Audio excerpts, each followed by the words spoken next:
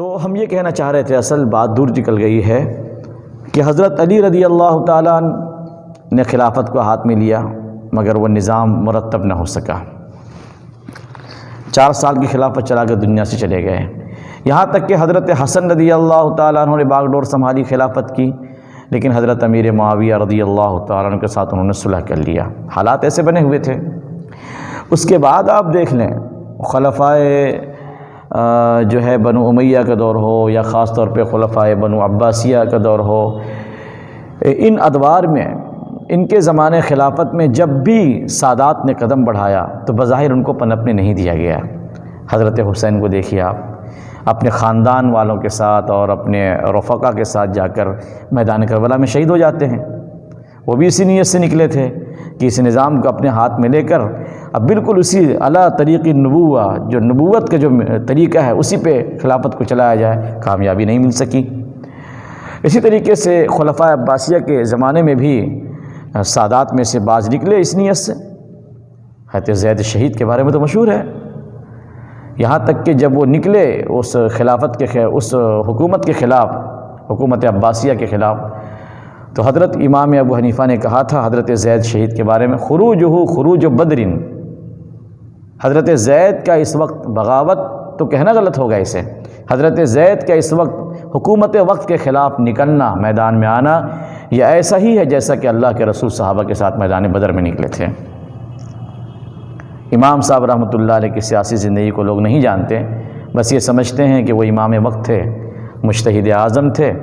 اگر امام صاحب کی سیاسی بصیرت، ان کی سیاسی زندگی کو پڑھنا ہو تو حضرت مولانا مناظر حسن گیلانی رحمۃ اللہ علیہ کی کتاب امام ابو حنیفہ اور ان کی سیاسی زندگی، اس کا مطالعہ کیا جائے تو اندازہ ہوگا کہ سیاست کے میدان میں بھی آپ یقیناً امام اعظم تھے، جس طرح فقہ کے میدان میں آپ امام اعظم ہیں۔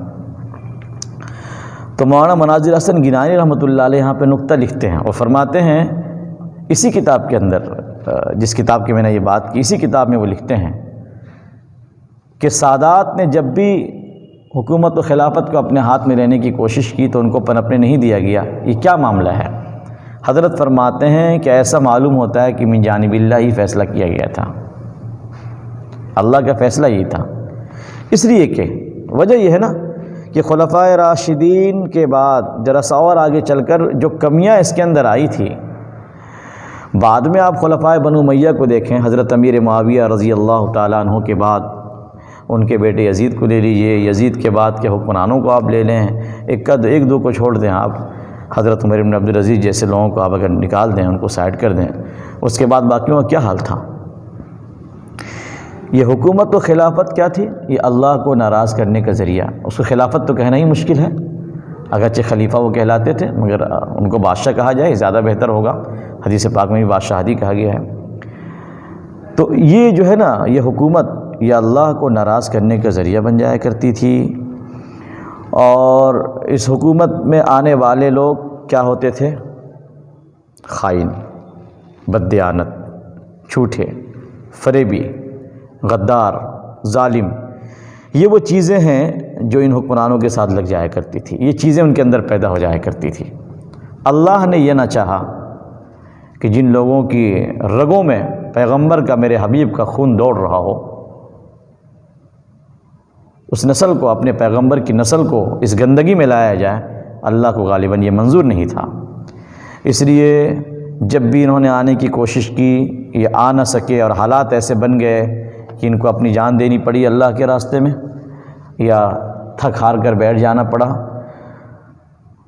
اور انشاءاللہ جب دنیا کو ضرورت پڑے گی، جب حالات پھر ایسے بنیں گے اور قیامت جب قریب آئے گی، تو اللہ رب العزت اس وقت خالص اس خلافت کو جو کتاب و سنت کے طرز پر ہوگی، اس خلافت کو قائم کرنے کے لیے، اب پوری دنیا کا نظام سنبھالنے کے لیے اللہ نے جس شخصیت کا انتخاب کر رکھا ہے، جس کو ہم لوگ حضرت امام مہدی رضی اللہ تعالیٰ عنہ کے نام سے جانتے ہیں، وہ حضرت مہدی سادات میں سے ہوں گے، آپ صلی اللہ علیہ وسلم کے خاندان میں سے ہوں گے۔ وہ دنیا کو بتائیں گے کہ حکومت اور خلافت کیسے چلائی جاتی ہے، بالکل خلفائے راشدین کے طرز پہ حکومت کو وہ چلائیں گے، اور ایک صاف شفاف حکومت خلافت دنیا کو دیکھنے کو ملے گی۔ میں کہتا ہوں کہ ساری دنیا کو اس کا انتظار کرنا چاہیے، کیونکہ جب ان کے حکومت کا دور آئے گا تو روایات کے اندر آتا ہے کہ بڑی امن و امان اور سکون کا دورہ ہوگا، لوگ سکون اور ایک فرحت محسوس کریں گے کہ کاش یہ زمانہ اور پہلے کیوں نہیں آ گیا۔ اس لیے ہم تو کہتے ہیں کہ صرف مسلمان ہی نہیں، ہمارے غیر مسلم بھائیوں کو بھی ایسے زمانے کا اور ایسے دور کا انتظار کرنا چاہیے۔ تو اس لیے سادات کو جو ہے اللہ رب العزت نے نہیں چاہا کہ وہ اس لائن میں آئیں اور اس کی وجہ سے ان کے اعمال اور ان کی آخرت برباد ہو۔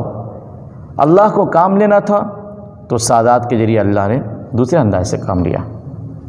آپ ان بزرگان دین کو دیکھیے جو آپ کے ہندوستان میں آئے اور بڑے بڑے کارنامے انہوں نے انجام دیے، اور ان کے ہاتھ پر ہزاروں لاکھوں لوگوں نے کلمہ پڑھا۔ یہ کون تھے؟ ان کے سلسلے نسب کو دیکھ لیں آپ، بہت سے بزرگان دین وہ تھے جو سادات میں سے ہیں۔ خواجہ اجمیری رحمۃ اللہ علیہ سادات میں سے ہیں، سید امیر کبیر رحمۃ اللہ علیہ سادات میں سے ہیں، اور کتنے بڑے بڑے بزرگان دین ہیں۔ بہار چلے جائیے، آج بہار اور جھارکھنڈ میں اگر اسلام نظر آتا ہے تو کس کے طفیل ہے وہ؟ شرف الدین یحییٰ منیری رحمۃ اللہ علیہ، آپ سادات میں سے ہیں۔ یہ 2-3 نام میں نے آپ کے سامنے دیے ہیں، پوری فہرست ہے سادات کی، اور جن کو ہم بڑے پیر صاحب کہتے ہیں سیدنا شیخ عبد القادر جیلانی رحمۃ اللہ علیہ سادات میں سے ہیں۔ تو اللہ تعالیٰ نے آپ صلی اللہ علیہ وسلم کی نسل سے بڑا کام لیا ہے۔ انہوں نے علمی اعتبار سے، عملی اعتبار سے، اصلاحی اعتبار سے، دعوتی اعتبار سے ان کے کارنامے تاریخ کے اندر رقم ہے، تو اس لیے اللہ نے ان کو اس سے بچا کر رکھا۔ اب آگے آئیے ایک روایت اور پڑھ کر اپنی بات کو ہم ختم کرتے ہیں۔ جیسا کہ ہم نے کہا تھا کہ اگلی روایت حضرت امیر معاویہ رضی اللہ عنہ کے تعلق سے آ رہی ہے۔ روایت ملاحظہ ہو۔